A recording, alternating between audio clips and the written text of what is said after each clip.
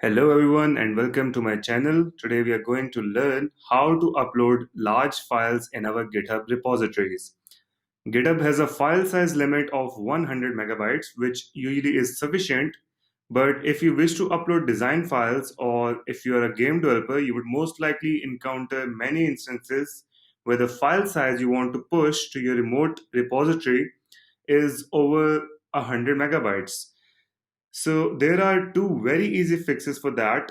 First one is to simply add those files to the git ignore file, which effectively means that those files won't be tracked and won't be uploaded to GitHub either. But if you wish to keep them on the repository, then you can use Git LFS. Before we explore the solutions, let's see what the error looks like when you try to push a file over 100 megabytes. As you can see on the screen, I tried to push a compressed zip file onto my remote repository and Git says that the file size exceeds the file size limit of 100 megabytes. To simply skip these files from being tracked and uploaded, add them either individually or just an extension to the git ignore file. Let's see how you can do that. So this is my project directory. I'm going to add a git ignore file here. In that file, you need to mention which files you would like to ignore while pushing changes. If you would like all the files of a certain type, in my case, there's the .zip extension, just add asterisk dot format the files in the git ignore file.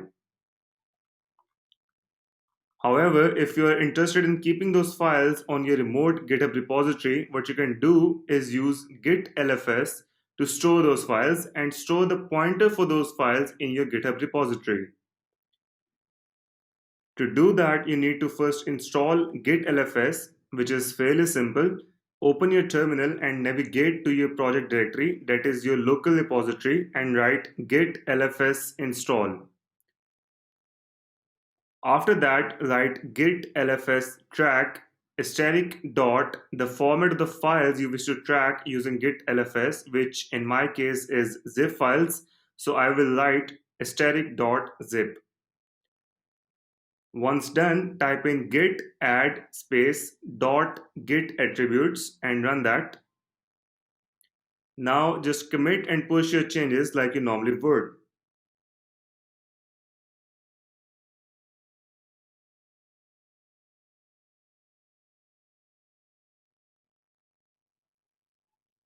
And you're done. You can see on my repository that the large file, or the pointer to my large files to be more precise, is now being tracked. So that's it for this video. Thank you for watching. If you like the video, subscribe to my channel and drop your feedback in the comments. Have a nice day.